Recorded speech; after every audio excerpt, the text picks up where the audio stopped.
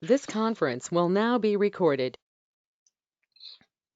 We're waiting for a few people to join, but we can get started already. Anna, can you share the presentation, please?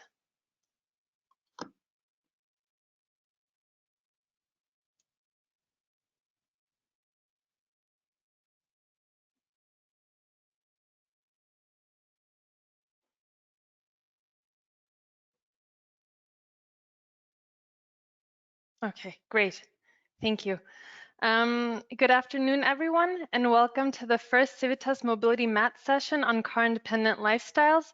It's wonderful to see you all again. We're thankful that you chose to spend some of your time with us here today. My name is Elma Meskovic, and I'm an Officer of Sustainable Mobility at ICLE European Secretariat, and I have the great pleasure of being your moderator today. With me is my colleague Ana Draguțescu, who's leading the Sustainable Mobility team here at ICLE. We're also joined by three fantastic speakers, whom I will introduce in just a minute. We have a lot to say. The agenda is packed, so let's get started right away.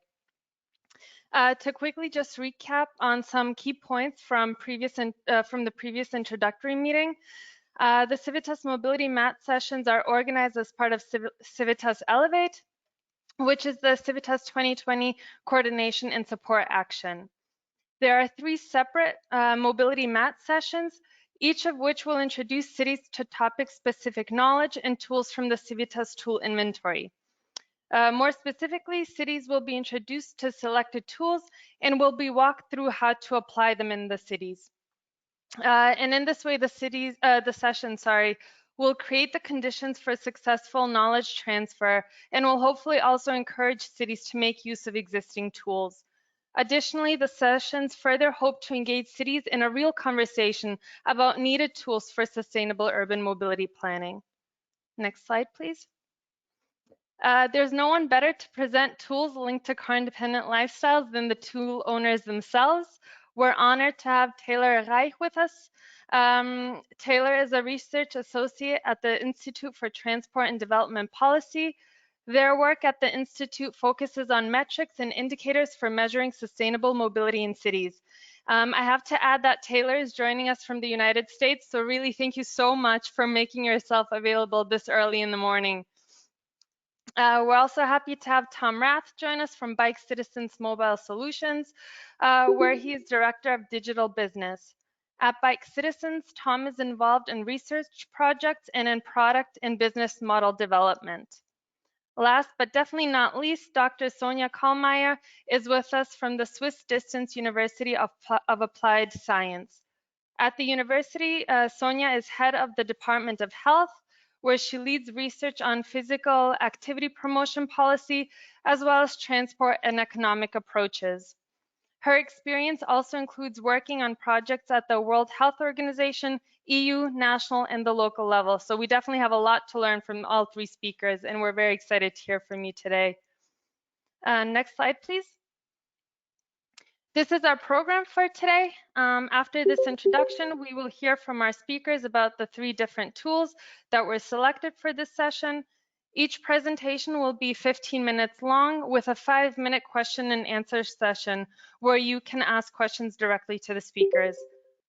Taylor will kick off the presentations with an introduction to the Pedestrians First Toolkit, as well as how it can help you evaluate how walkable your city is and how this can be improved.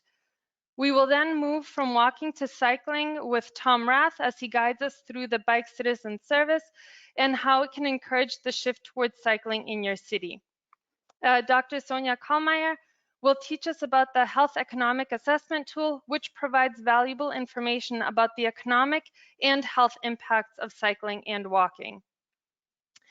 We will then move on to an interactive exercise using the online mural whiteboard, where we hope to collect your thoughts on the advantages and the potential challenges related to each of the three tools.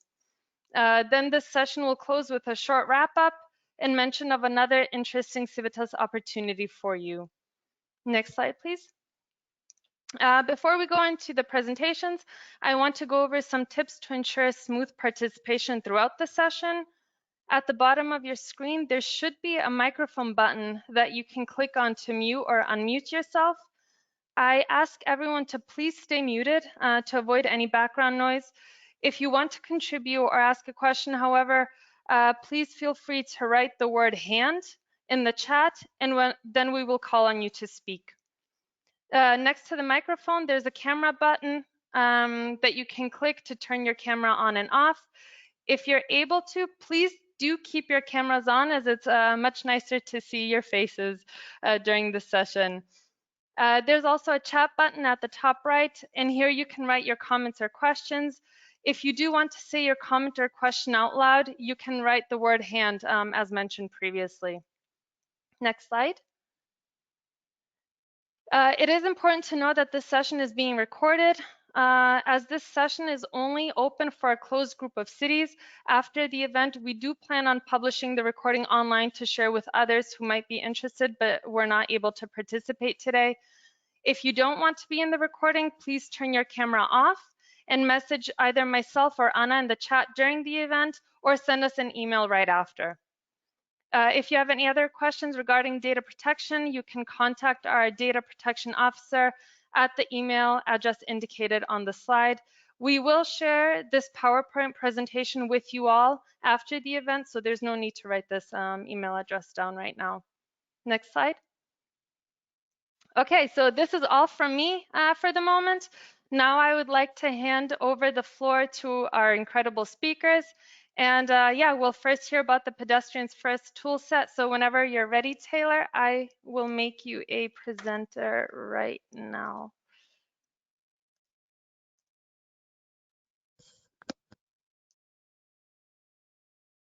Well, good afternoon, everybody. I hope you're all doing well. As Elma said, I'm calling in this morning from Washington, D.C., but I'm, ITDP is an NGO working with our regional offices all around the world. We've got offices in as far east as Beijing and Jakarta, and so I'm very used to waking up early for these kinds of calls. Thanks so much to Elma and to CIVITAS and to Clay for organizing this event. I'm very excited to be here today. I'm very excited to get to meet you all. And, this is a small group, which is great. And I'm very excited to hear all of your thoughts on this stuff. I hope this can be as interactive as possible. I'm here this morning to talk about Pedestrians First. And I've got a couple of slides, and then I will show you the website. Can you see the screen okay? Yes, we see it. Great, thank you. So Pedestrians First, tools for a walkable city. First, I'd love to, as a little introduction here, I'd love to hear what your favorite walkable places are. If you could let me know in the Zoom chat, or sorry, the GoToMeeting chat here. Just what's your favorite walkable place? Why? What do you think makes it so walkable? I'm very excited to hear your answers. It could be a whole city, a street, a neighborhood. And I'm curious about this because walkability is hard. It's hard to build walkable places, especially today in the 21st century. Let's take a look at this street here in the United States. I think it's in the state of New Jersey.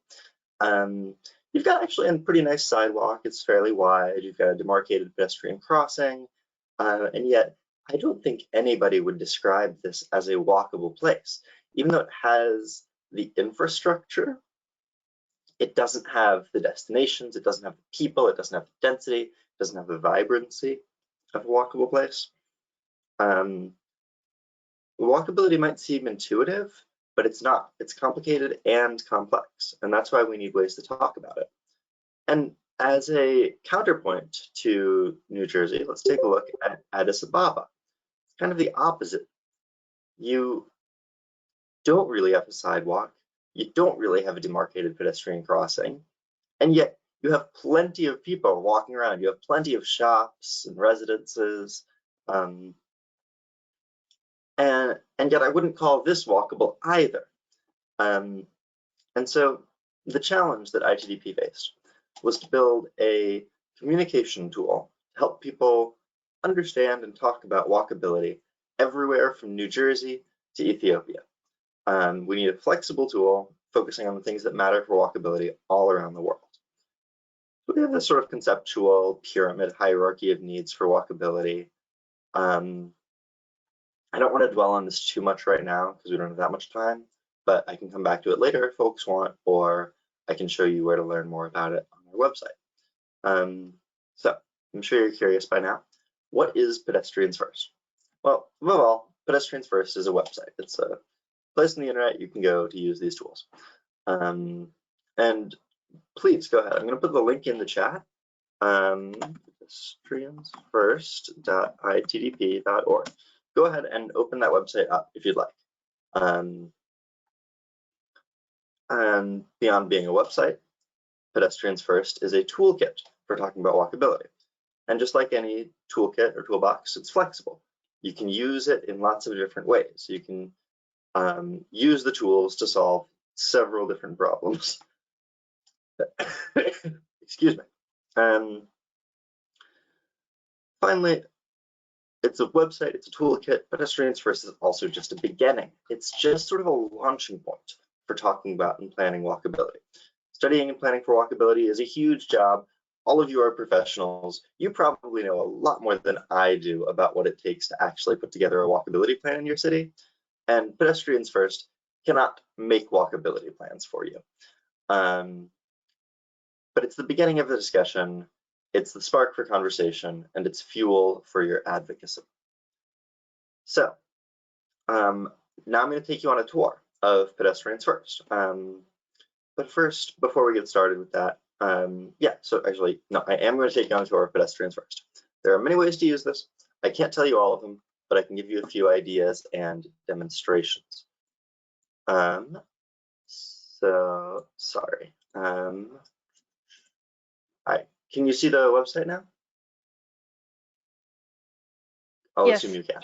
Okay, great. Thanks, Alma. So we have here 4 tools in this toolkit. We have View City Measurements, which actually comes with data already for you to be able to see. And then we have Measure Inclusive Transit, Examine a Neighborhood, and Visit a Street. These 3 tools are self-survey tools.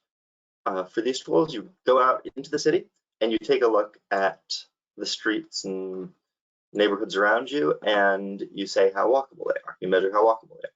So let's try out Visit a Street for a couple of minutes. Visit a street, what makes a street walkable? It's a little checklist. So you open up this tool. We're going to use the this street in the city of Kisumu in Kenya as our example. So I'll put in Kenya, Kisumu, get started. And then there are these 9 different categories of a couple of different questions each, sort of a checklist where you can go through and see how many of the features of walkability your street has. So, this first question, does it have sidewalks, basically? Yes, we can see it has sidewalks. Are the sidewalks wide enough? Yes. It does. Do they have any obstructions? No, it doesn't. So we're going to say yes because it has no obstructions. And the walkways are easy to use and barrier-free? I think so. And then, so in this category, we're doing pretty well. But if you weren't doing well, you could take a look at these policy recommendations. And we have sort of guidance, links to further expertise about how you can design these things. So, if you don't have wide enough paths, how wide do the paths need to be? You can look up the Global Street Design Guide, and that'll give you some quantitative information. Then we go on to the next category. And similarly, there are policy recommendations here. I'm not going to bore you by going through the entire set of indicators right now, but it wouldn't take long if you want to do a full evaluation. And I can send out this image of the Kenyan street afterward, and you can go through and use that as a practice if you'd like.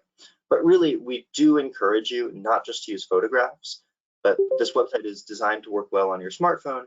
We encourage you to take your phone, go out into the city, and measure the streets while you're there at the street in person. you'll always notice something about the streets by going there in person that you wouldn't notice just using photographs.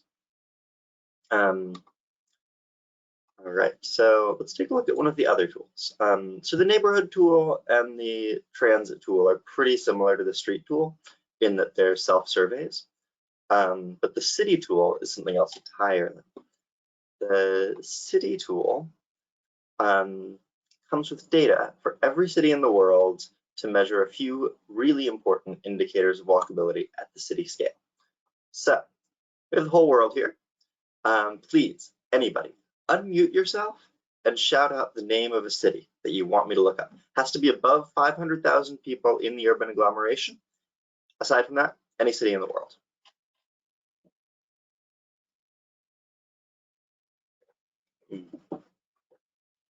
Or you can put it in the chat.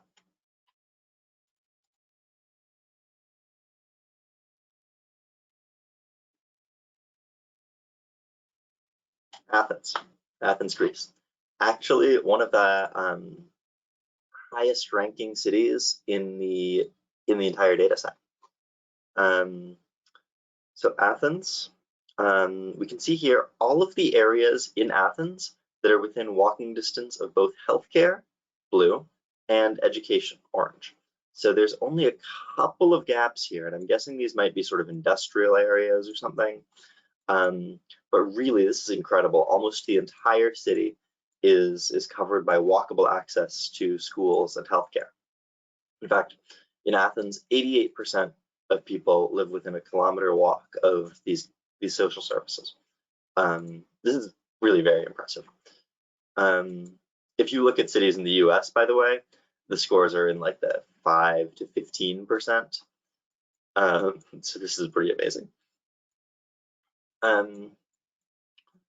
And you can also look at population density to see, you know, even in the less dense areas, people still have this kind of access. So we have an indicator of people near transit, which also is showing up here in Athens. This is not available in every city, actually. The people near transit indicator relies on the availability of GTFS, General Transit Feed Specification data from openmobilitydata.org, and that's really not available for that many cities around the world. But we can also see that Athens has 64% of residents within a 500-meter walk of transit that comes at least every 10 minutes. 10 minutes is sort of the minimum frequency needed for people to be able to go out and rely on transit coming without having to check a timetable before they go. Someone in the chat is asking about Istanbul. So I'm going to take this to the next indicator, block density, and we can actually compare Athens and Istanbul on block density. So block density is important because it's a proxy for connectivity. How directly can someone walk between 2 points without having to go out of their way? We can see in Athens, most of these blocks are very small, sort of a very well-connected urban fabric. And in fact, there are 132 blocks per square kilometer in Athens, which is well above the goal that we set for cities. So again, congratulations, Athens. Let's take a look at Istanbul.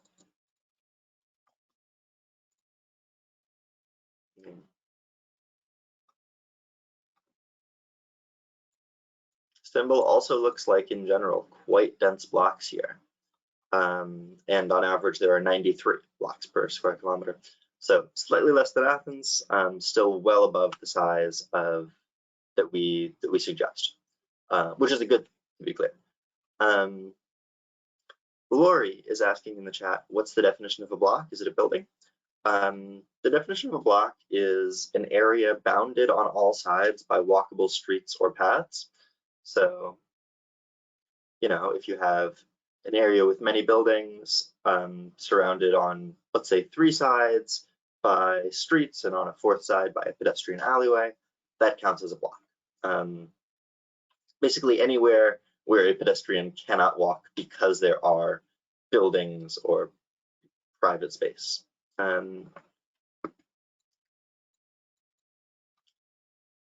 Lori, if that answers your question, let me know, otherwise I can follow up. nice to look at Istanbul. I've had such a great time visiting. I stayed in Besiktas. So the next indicator is simply population density, which you'll see Istanbul has generally fairly high population density, though not at the sort of extreme levels that we see in certain cities. Population density, of course, is helpful for walkability. Really sort of having a minimum level of population density above, say, 10 or 15,000 people is helpful for walkability because it ensures that people are able to live within walking distance of shops and family and social services and parks, rather than, of course, pure density being important by itself. It's more about compactness. And finally, we have this measurement of people living near car-free streets or places. So this measures the percentage of residents who live within 100 meters of a street, park, or plaza that is free of motor vehicles. This could be an alleyway, a pedestrian-only alleyway. This could be a small little plaza or a small square. It could be a greenway. The idea is for this to measure basically anywhere where children can play safely without having to worry about cars. But you know, it's all relying on OpenStreetMap data, so it's all a little imprecise.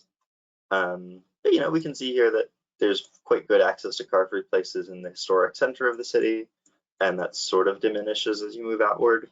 Might be useful for Batuhan or other planners in Istanbul to sort of get a general idea.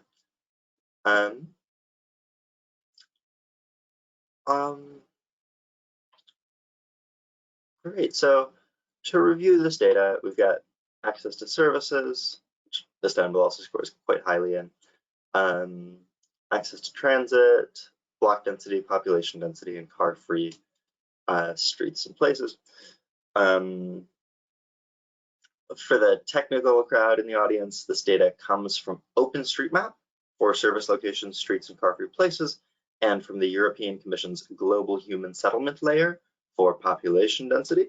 You can read more about that in our methodology section, but I think you'd be even more interested in the why walkability or the about page, because what this page is a sort of extensive review of what matters for walkability, what walkability needs. This is sort of that pyramid that I mentioned earlier, and why walkability matters for your people, sort of how it's good for resilience, how it's good for health, for the economy, etc. And especially the importance of walkability for babies and young children. And then, you know, how to plan for walkability and how to move beyond pedestrians first. You can also see pretty extensive list of sort of citations and references and research and so on. And this, you know, we intend this to be useful as a resource as you need to convince other people of the importance of walkability.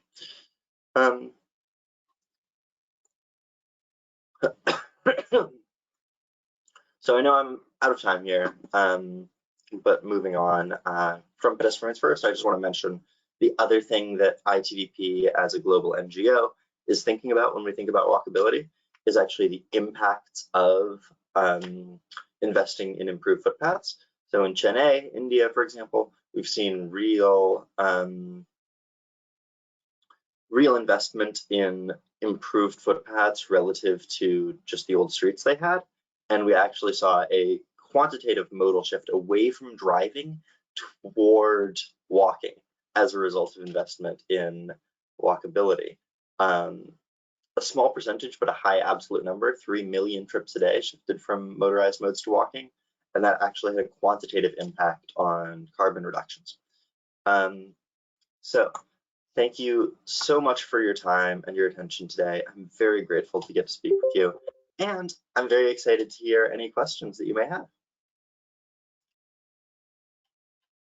Thank you, Taylor. I definitely learned a lot in that.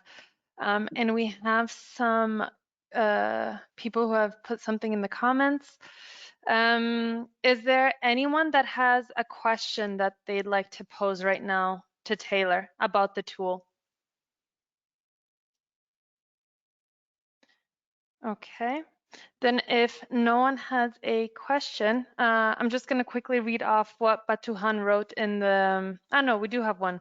But just one comment that we received from Batuhan was that the peripheries of Istanbul have a different housing type, like gated communities. So actually they might have more non-integrated walkable private places than the central areas.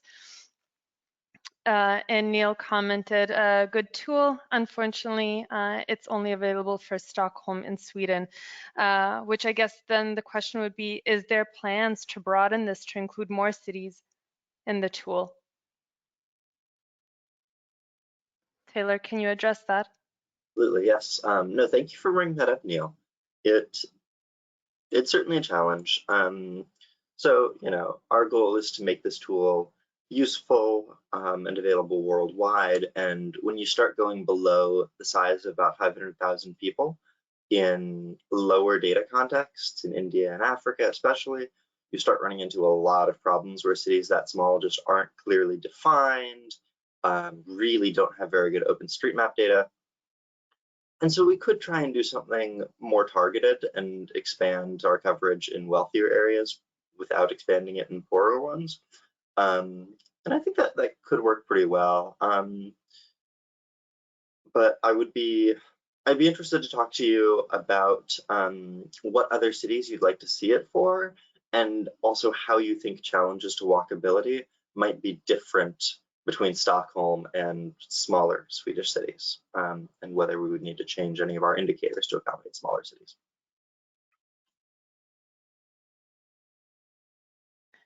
Neil, did you want to respond to that?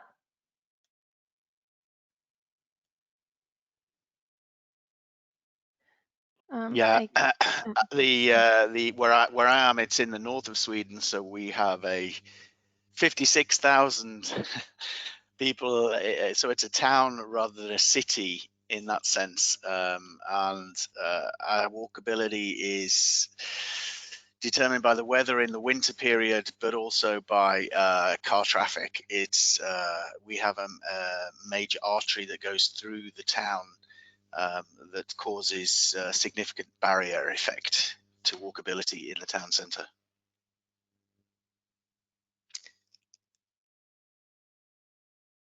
That's actually, excuse me. That's a great point, Neil. So I'm going to go ahead and say I think 56,000 people is smaller than we're ever going to be able to do at the global scale.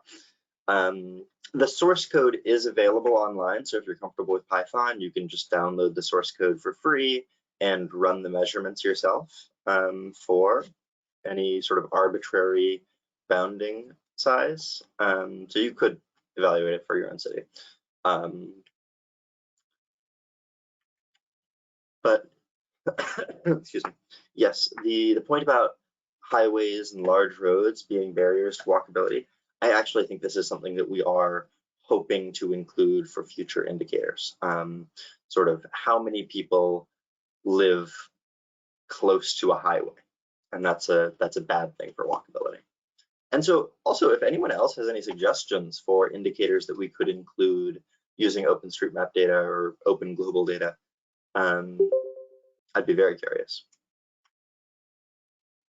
Vera, you ask, is it a database useful for pedestrians web?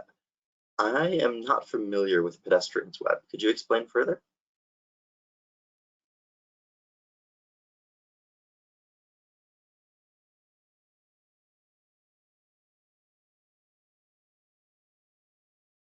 Vera, we can't hear you. Now we hear you. Yes, you can. My question is, you need to have, or the web, pedestrians web, need to have data from the cities, and then the tool can be used. So you need data first, a database for the cities, and then the web is useful, or it works. Is it like this?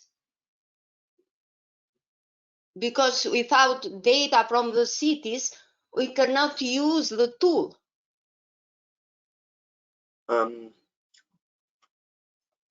That's a great question, Vera. Thank you. Yes. The data for the Pedestrians First website, the data does not come from individual cities. The data comes from a website, which I will show you, called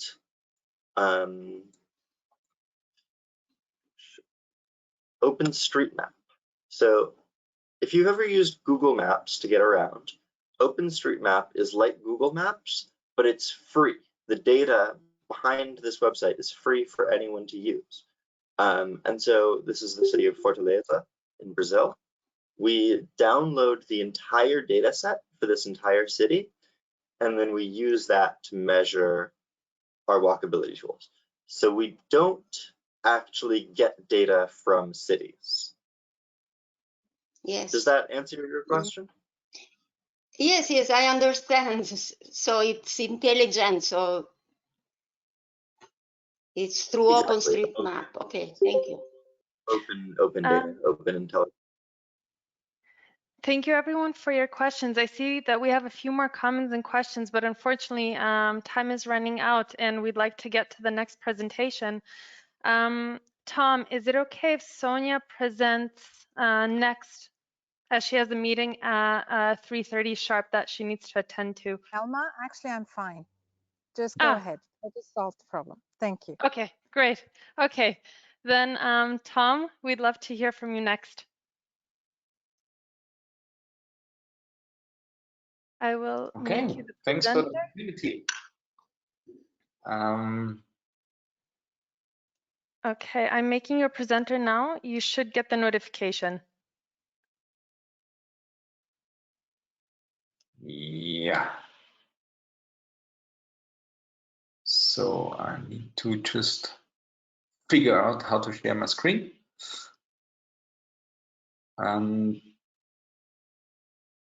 We do see your screen. Now we see the presentation. Yeah. Great. Okay. Well, thanks for the opportunity to speak to you, hold a presentation about BikeCitizens and what it's all about. So BikeCitizens' vision is to shaping mobility behavior towards cycling citizens for a better future. And I'd like to show you some things we do in order to come this a bit nearer to this vision. First of all, BikeCitizens is a web and app services. We provide app and web services. And what we try is to establish a self-sustaining loop where we start with very low entry barriers for every user using our BikeCitizens app, which basically is a cycling navigation app which guides you through your city and is helping you if you are on the edge of think of I'd like to change my mobility behavior towards cycling, that helps you to get around the city by bike. And then we build up some digital promotion tools on or in the app that further increases the app usage and the usage of your bike and produce more cyclists or people using the bikes more often. And what comes out of all this is viable GPS cycling data,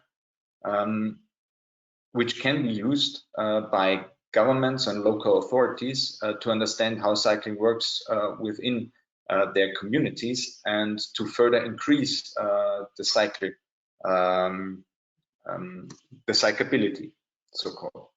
And I brought you 3 different promotion tools and also the app, and that's why I need to hurry a bit in the presentation, but I am glad to receive your questions afterwards. So I would like to start with the BikeCitizens cycling app, and it consists of a map of a city. It's available worldwide, and also uses OpenStreetMap as a base layer, where we build on our routing profiles in order to navigate you through your city on the safest and most enjoyable bike lanes. Of course, there's a user profile where you save all your statistics, all your tracks, your heat map, and so on. And there is something we call the plaza. Plaza is something to reach out to the cyclists, where communities can address news, things going on within the city to the community of cyclists. We call it the digital home for cyclists, because everything you need in order to get started is in there. And it also works like a container for all the other promotional tools that I'm gonna tell you right now. Why is the navigation still necessary? It is, if you compare cities or infrastructure in different cities, here for instance Graz, where we are based or located, Vienna and Amsterdam, you may encounter that well, the infrastructure, for instance, in Graz is not that the best for cyclists, but you need to, or you would like to address that cycling is a good thing and that your citizens should go on bike and cycle. And that's where BikeCitizens jump in and provide them a safe journey through the city, even though the infrastructure might not be the best. And we also provide an online web route planner, where you can on the web look for your best trip, or you can say, well, I'm located somewhere in the city. I would like to see how far can I get within 5 minutes, 10 minutes, 15 minutes, and so on, to get an idea of how bikeable your city is. And now I need to scroll a little bit because I mixed up a few slides. I'm now going to tell about the digital cycling promotion tools. And we started on designing, okay, in which direction should we go? Which tools should we provide? By the question of what are the trip purposes of people going around in the city? And there are different trip purposes. It's for, you do trips because you need to go shopping, you just go to your work and back home for leisure trips, or even you just go with someone else through the city. And all these kind of different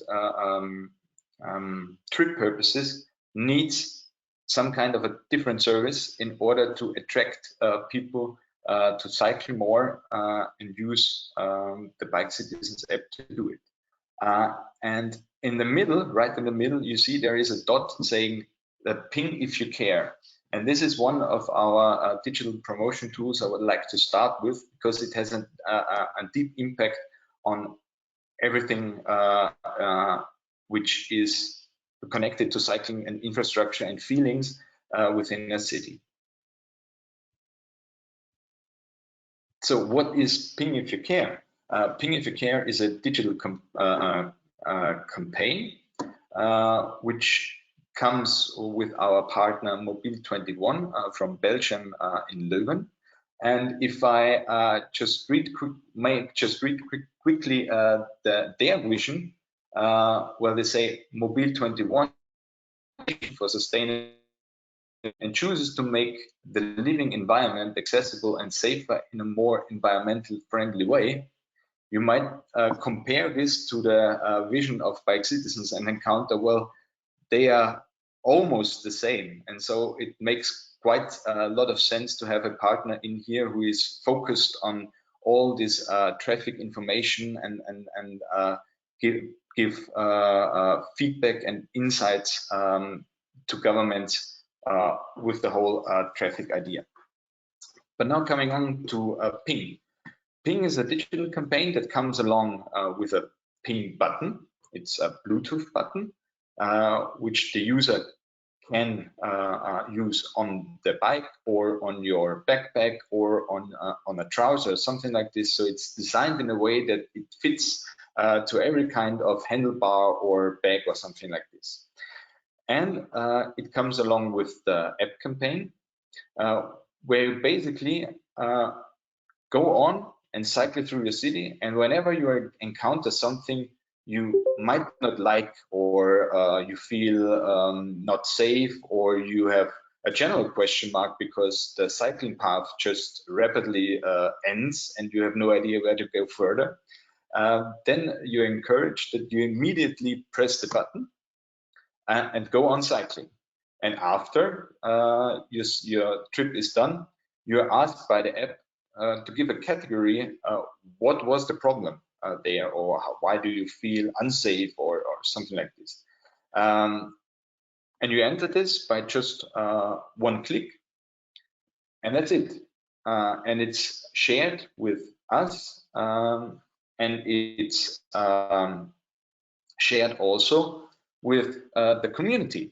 And what we do is we structure, we cluster, and we categorize all those pings made by the participants and put it on a map.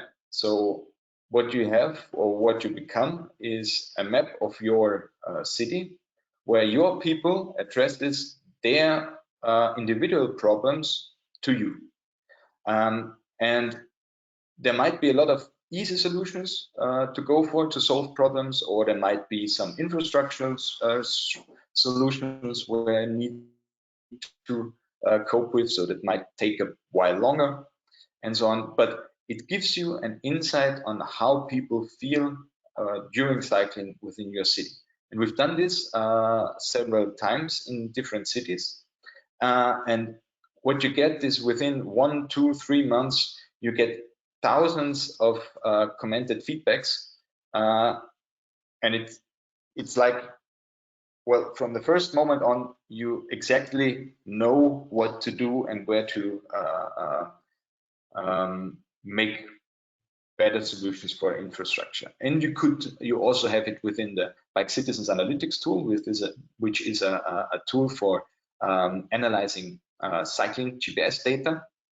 And you can also compare, like, okay, is this street a highly frequented cycling street? So should we go there first and solve the problems there, because this would attract a lot of more people to cycle? Or is it a street that is hardly used, so it might not be this high in priority? So this is everything that comes along with the Ping If You Care campaign, together with our partners in Leuven on Mobil 21. Just a few examples from Brussels or Amsterdam or Munich, where we ran this campaign, and just very briefly on how does this look like when you have the pings on the map. Second tool I brought to you is the Bike2 tool. So a lot of commuters within a city may have the opportunity to use their bicycle rather than other means of transport. And we'd like to tackle this problem, or say, well, they should do it by giving them some incentive on a very playful way. We all know this kind of bike to work campaigns, where you need to do something with pen and paper, or enter some figures on a website that you cycled 100 kilometers last week and something like this. But it's not very funny and not very entertaining. So we come up with a digital campaign where it's very easy for a user to jump in. He only needs to enter the campaign via the plaza in the BikeCitizens app, set the workplace location, and from then on, it's more or less very easy, because every trip starts or stops within a certain range near your workplace is automatically counted as a bike to work trip.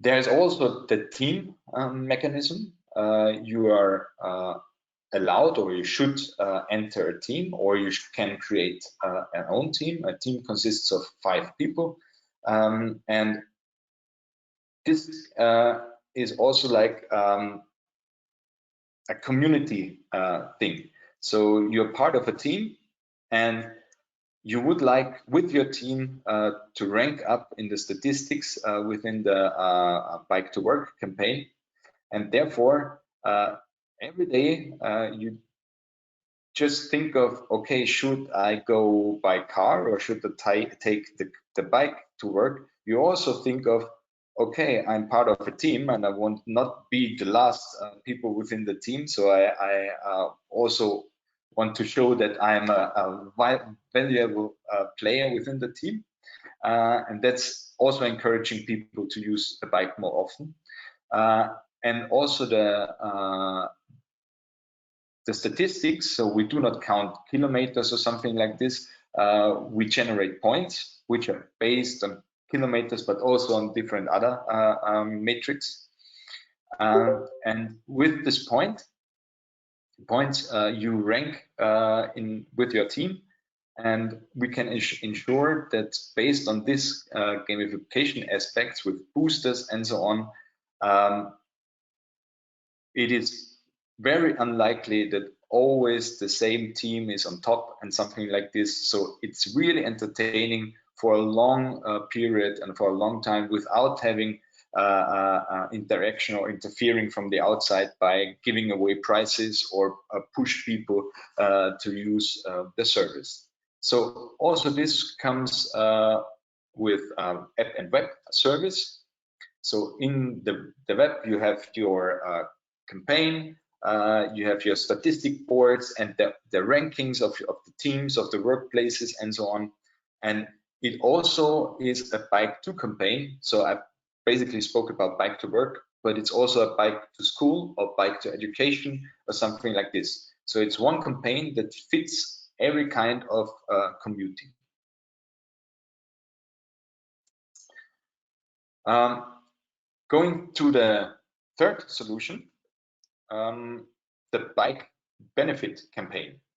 So whenever people are riding a bike instead of using other means of transport, you might want to clap them on their shoulder and say, thanks for doing this because you are part of saving environment and not producing emissions and so on. So the bike benefit system is kind of a rewarding system where you, when you cycle, get rewarded through local shops and so on, where you can obtain benefits from. So it's also based on a metric on the daily trips. So it's not like only cycling 1,000 kilometers and then get something. It's for daily trip purpose. There is also a gamification behind it with achievements. You can gain extra Fineros. Fineros is the currency behind all this. And with the Fineros, you can buy things in shops, in local shops. And this also indicates to the shop owners that there is a target group called cyclists, and that they are a very sustainable target group because they come back all the time within the shop. And when the discussion comes up saying, well, we need to get rid of one car lane or something like this, the shop owner might not get depressed about that fact, but thinks of the chance he gets because he knows that cyclists are a target group and they will come to his shop. It also includes an app and a web service. The web service is the benefit provider page where every benefit provider can enter himself to the system. So it's very easy to get in the benefit list, and you are recognized by cyclists within your city, and it's kind of a great marketing value. All our services comes with a monitoring dashboard so that you can see how the campaigns are running, Are they attract users? Are they attract cyclists? And you always have kind of a indicator on the performance of the promotion thing. And this is just a small example from our partner in the region of Hanover. We started cooperation with the region of Hanover in 2018. And if you look at the heat map, you see, well, there were not that many cyclists around, and there were not that many cyclists using the BikeCitizens app within the region of Hanover.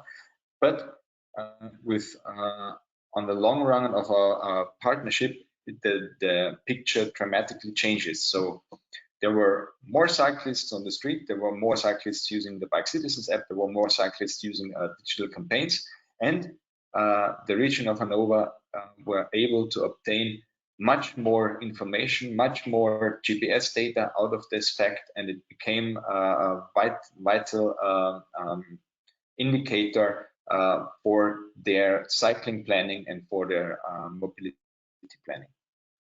Which leads me to the last part of the presentation, the GPS analysis tool, where really rapidly jump over a few examples because sorry to cut you off right now, but do you think it's possible to wrap up in the next minute or so?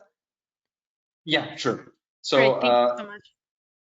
The advantage when you use digital tools and digital services that you gain data from it, and you can model the data, and you can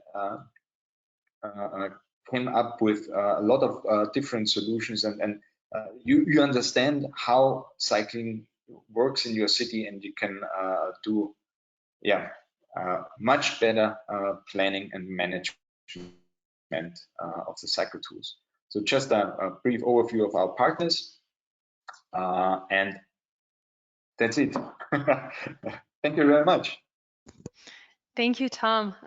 You definitely gave information a lot. That was a lot to take in, and I wish we had more time to really go into all of that in more detail. But I think because of time, we have 2 questions or 3 questions that we received. I think we have time for 2 of them, and if we can just keep the responses as short as possible. The first one we received from Neil, changing behavior to cycling. What do you recommend a focus on? Is it building on success? So for example, keeping kids cycling into adulthood, or targeting a group, so car users for trips that are less than 5 kilometers? Well, I would say it's a mix of everything. The thing is, if you can attract school kids or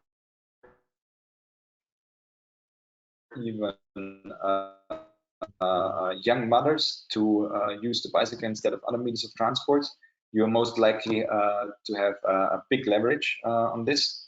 But you can also address a lot of other groups. But starting with the ones, they are most likely to be able to change their mobility behavior. And it's a lot of different points where you can do this. So for instance, if people moving to your city, so this is one point where we're able to change behavior, because they don't know how to get around in the city, and if you provide them with enough information or tools which helps them to get around with bike, then they discover the city through the glass of a bike, and might not change their mobility behavior again. So there, with every group and with every stage of life, so to say, you can enter and jump in to change something. Yeah.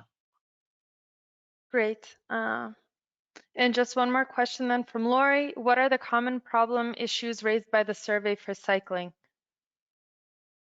By that, sorry? What are the common problem issues raised by the survey for cycling? Don't understand the survey for cycling thing. Lori, do you want to expand on that by unmuting yourself? Yeah, I'll expand on it. I understood from your presentation that you can click on a button that you have on your bike or on your trousers, and later fill in what the experience was, likely bad experience, because if you're enjoying it, you're not going to be pressing the button, right? So I was wondering what the common problems were that people are putting into that software. Oh, Or telling you. So if you said if the cycle track stops, somebody would put that in. If there's a dangerous crossing, maybe somebody puts that in. What are actually from the data that you've collected, which I'm calling a survey because people fill surveys in, you just got a button. What the common problems are with cyclists? What do they find as an issue? So cities can then understand what not to do because it's a common problem that everybody finds, which city planners may not realize, for example.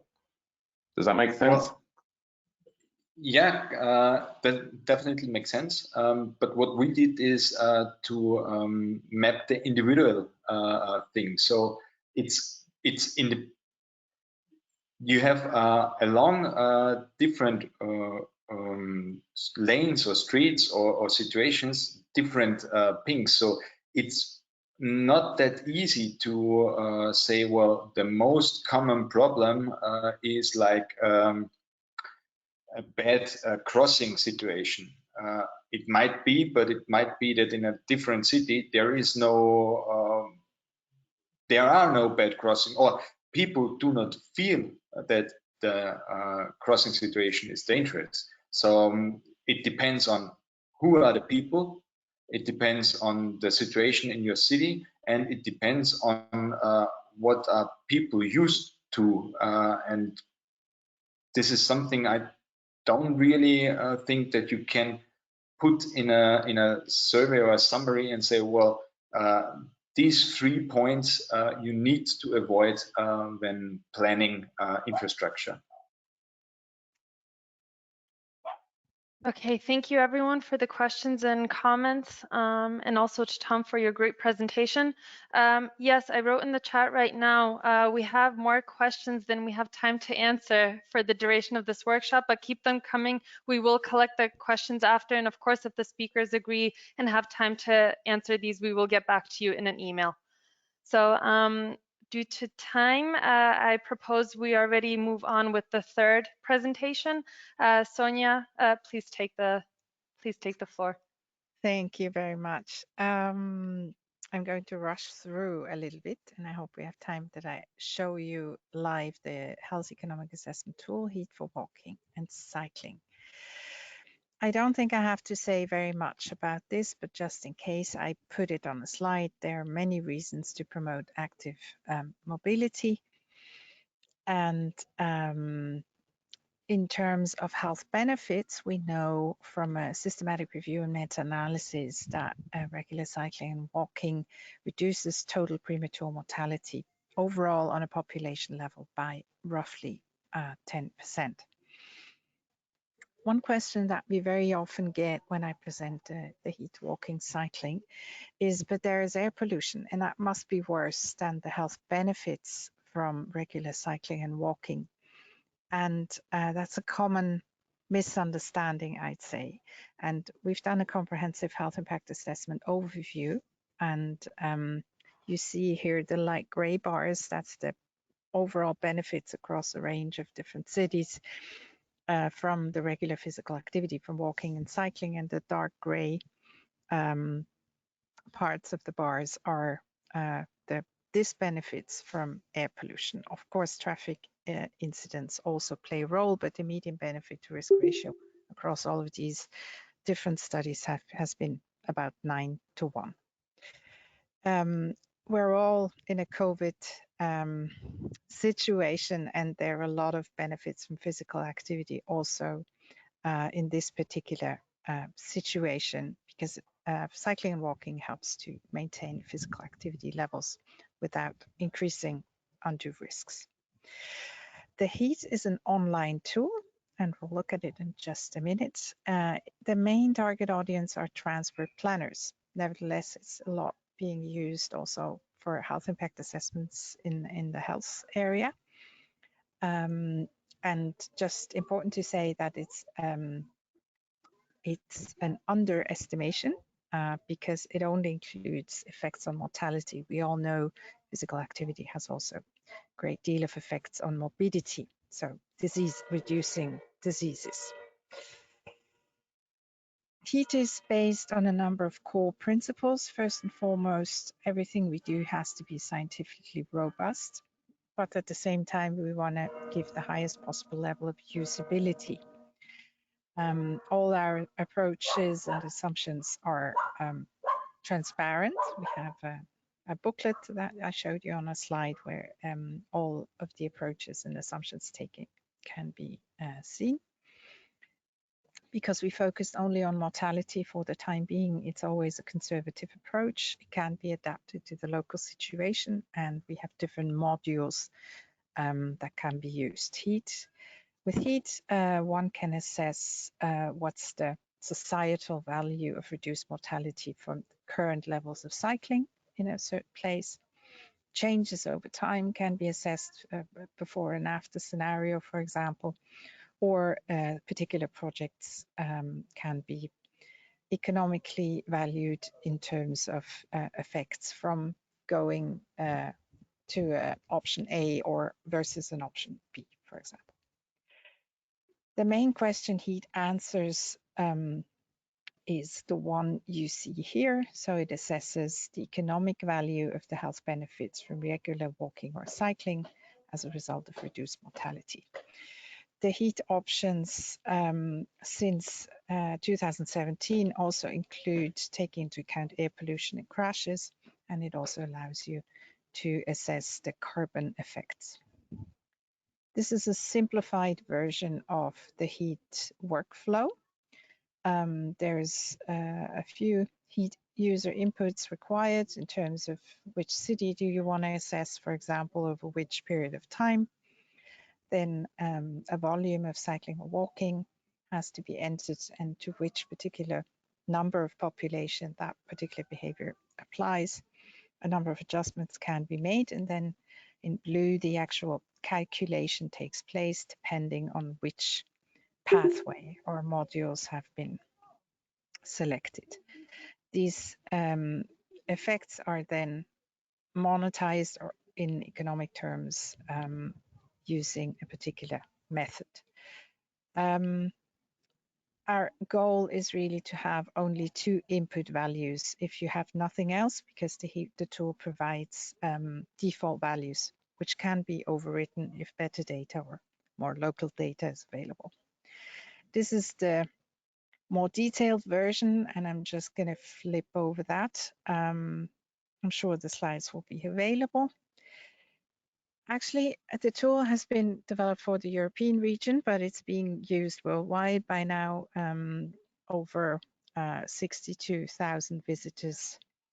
And you can see here also the list of countries, and depending on the dissemination efforts that the heat team is undertaking, new countries appear, such as China or Brazil.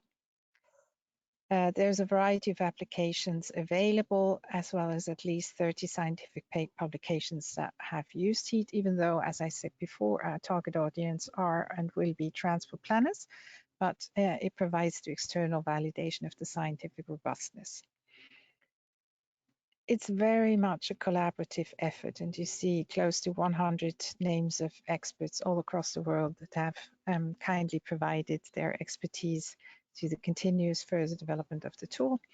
And at the bottom, you also see the expertises involved. So this is not just some health scientists doing something, but we're also involving practice, advocacy, air pollution experts, and so on, while we continuously further adapt and develop the tool. Now, the case study that I think I've been quite brief here, we're going to have a quick look at. I think Prague has been at least part of the audience. I hope the expert is still there. So what if the adult population of Prague cycled 10 minutes more per day through whatever kind of intervention? That's something that heat doesn't tell you. We select cycling. We could also at the same time value an intervention on walking. We want to do city level analysis. I'm selecting Czech Republic and Prague. There we go. I'm not going in detail here, but we're not doing a before and after assessment. We're just valuing one particular thing, namely the 10 minutes. And we want to look at the physical activity benefits, the air pollution disbenefits, and the crash disbenefits. I'm leaving out carbon just because it's a little faster. You can see that the user surface is a lot less elegant than what Taylor and Tom showed you. We're working on that, and we're quite jealous of their nice user interfaces. But that's something that we're definitely going to work on. So this is a hypothetical scenario, 10 minutes more of cycling in the adult population of Prague, and I looked that up before. It's about 79,000. Just make sure that you don't enter your national population here, but just the adult population of Prague between 18 and 64 years for cycling. That's what he proposes to do. There are a number of adjustments that can be made. For example, if your data has been collected on the street corner during summer, here you can do a temporal and spatial adjustment, saying that that might not be the same if you look at it throughout the year. So I'm just skipping through a bit quickly, but there are a number of adjustments and some explanations if you hover the mouse over those info boxes. I'm just using the default values here for the sake of time and simplicity, with discounting future benefits, which is what most economists tell you to do. There is a table here, and the green boxes are values that can be edited. For example, the discounting rate, if you want to use a different rate, or a different average cycling speed, or PM and air pollution level measured as PM 2.5, you can adapt that here. And I'm just gonna skip back to the next slide to just summarize the results quickly, which are the same, which you would have seen on the next screen in the heat. The summary of impacts for the reduction of premature mortality are 16 premature deaths across the population of Prague. It's not an individual, but it's an average across the population is 16. If we apply an assessment period of 10 years, that's 161 premature deaths on average across the population of Prague, adult population prevented. We're using the value of a statistical life to economically value these 161 premature deaths prevented. Transport planners are in most cases familiar with this approach. Health economists have their issues with it, but because our target audience are transport planners, that's what we're using. Every country has a standard value they apply for a statistical life. That's not an individual's worth of a life. It's across the population what reduction of premature mortality is valued economically. We can talk about that if you have questions. And that brings us to the total societal economic value of that reduced mortality of 216 billion per year, and million, sorry.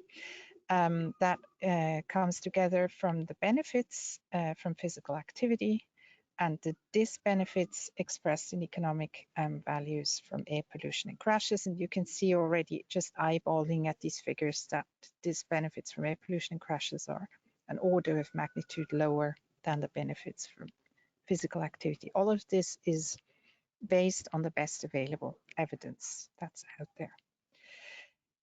This is a quote from the mother of the heat, so to speak, Francesca Raccioppi from the WHO.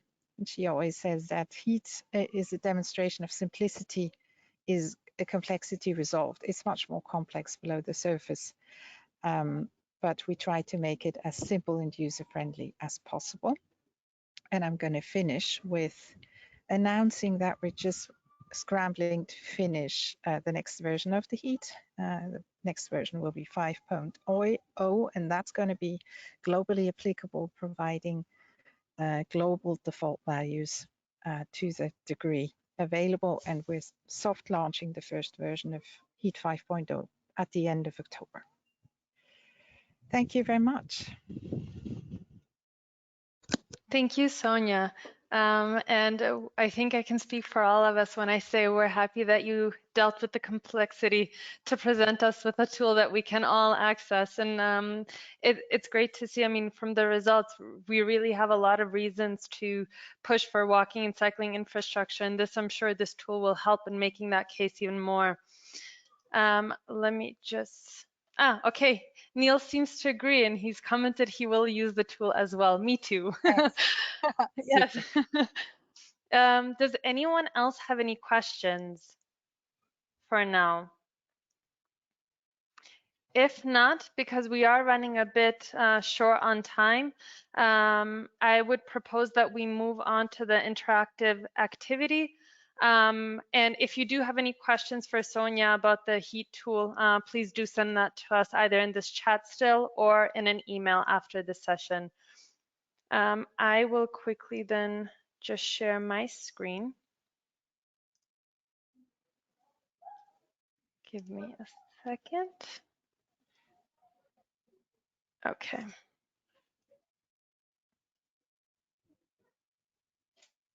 Do you see my screen? Yes. Okay, great. For this activity, we really wanted to hear from you as the cities.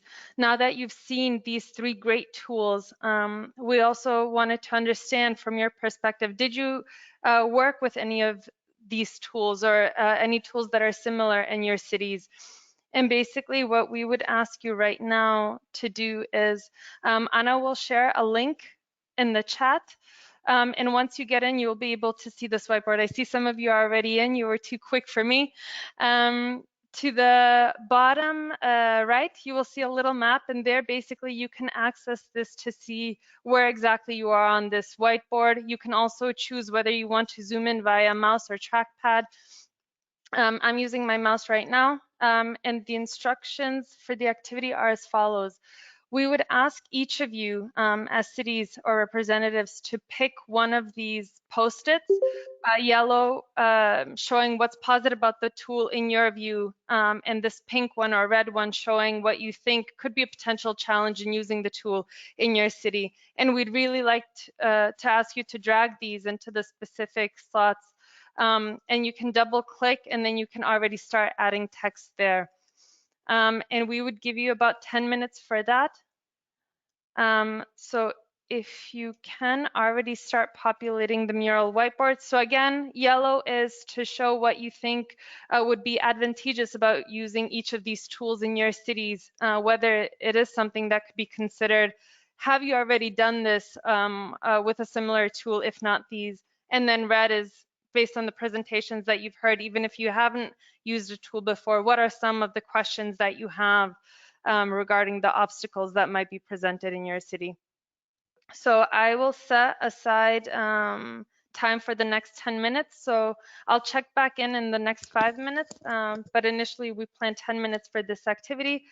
And yeah, then we can discuss further. So right now, we can mute ourselves. If anyone has any questions for me about the mural, if anything is not working, please let me know in the chat or just unmute yourself as well.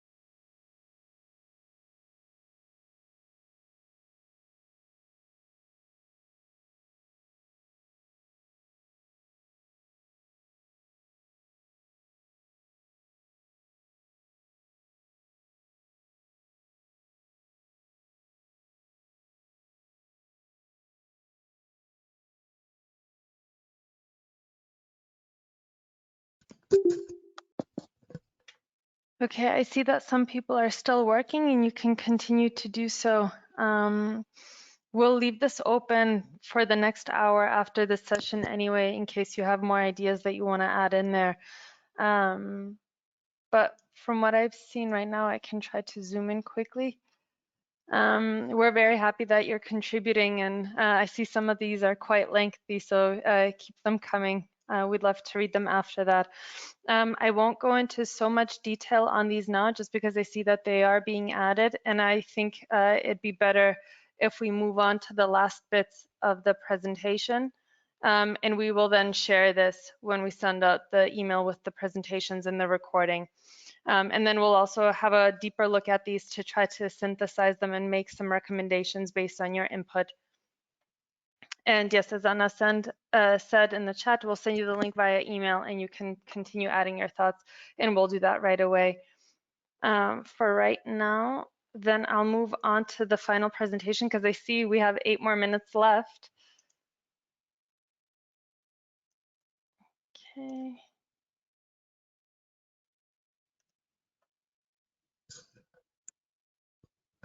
Okay. So just to wrap up everything, the tools that we've heard from today, I definitely learned a lot, and I hope you did too. I truly wish we did have more time to go over them in more detail, but we unfortunately don't. We did want to highlight the fact that the Civitas tool inventory, there's a bunch of tools on there. There's over 200 tools that you can access. And they range from guidelines to services or apps that you can download. So please have a look. And these are just the ones that we've searched through, because of course for us it was also challenging to narrow down to just 3 tools that we saw today, because there are truly a lot of great tools out there. And yeah, just wanted to also mention these, the ISAAC Ped Bike Planner, which helps local authorities to identify effective, appropriate walking and cycling measures. There's also the Switch Campaign Guide, which helps cities develop a strategy of behavior change to get people to switch from the car to more active transport modes. There's also this smove.city, which was updated just this year, which offers cities a shared e-bike solution. So there's tons more out there. I've included the website to the Civitas tool inventory at the top of the slide, and we really invite you to have a look. Then as far as next steps go from our side, we do have this follow-up component of these mobility match sessions. And Icle, myself or Anna, will send out a questionnaire either tomorrow or latest Monday to the group 1 cities, so the group of cities that were part of the car independent lifestyles group. And basically we want to know how you found the session, what things you think would be more interesting to focus on in the next 2 sessions that are coming up, if you're interested in applying any of the tools, and if you have any other questions that the speakers or we could answer or provide more guidance on. Yes, we would ask you to complete the questionnaires and send it back to myself and Anna by Monday, 11th of October. Also, we will have the second mobility match session featuring 3 other tools in integrated planning and mobility management sometime in early November. We'll come to you with a specific date, a calendar invitation, and agenda soon. And this is the opportunity I mentioned earlier in my presentation. Civitas Fast Track, it's another Civitas project that started earlier this year in February. And they've recently launched a call for suppliers asking for experts who would be willing and able to support 24 local areas that are working to speed up their rollout of mobility innovation. And this support would be through advice and services. The benefits of joining the call or the pool of suppliers would be inclusion in a database of cutting edge experts. You'd also have early access to fast track innovation community and networking and partnering opportunities. You'd be able to participate in dedicated sessions of the 5 capacity building weeks that the project is organizing. And Fast Track might also be able to reimburse suppliers for the support that they provide. The requirements are basically expertise in one or more of 4 topical clusters, which are urban logistics and clean fuels, new mobility and active travel, public transport, and multimodal traffic management. And to apply, there's an online application form that you need to fill out, and you would then need to also submit a 2 to 3 minute video clip that serves as your elevator pitch why you think you'd be suitable to include in this pool of suppliers. The deadline to submit this application is October 30th, 5 p.m. Brussels time. And I will also include the link to the CIVITAS Fast Track project where this call can be found. And I've also included it here. So you will have it when we send out this slide. This is all from my side. As I said, sorry, I wish we had more time to go into this in more detail and to discuss what you had written in the board. Unfortunately, time is up. We thank you so much for participating today. And yeah, we look forward to seeing you for the second session that's coming up. And yeah, please continue populating the mural. We're going to send that across or send that out soon. So thank you everyone for joining, especially to our incredible speakers. And yeah, have a wonderful rest of the day. Thanks for being here, and don't hesitate to contact us for any follow-up. Thanks, Selma. Well done. Great. Thank you, everyone. Thank you Bye so bye. much. Thanks you. Bye, everyone. Bye. Bye. Bye-bye. Bye-bye.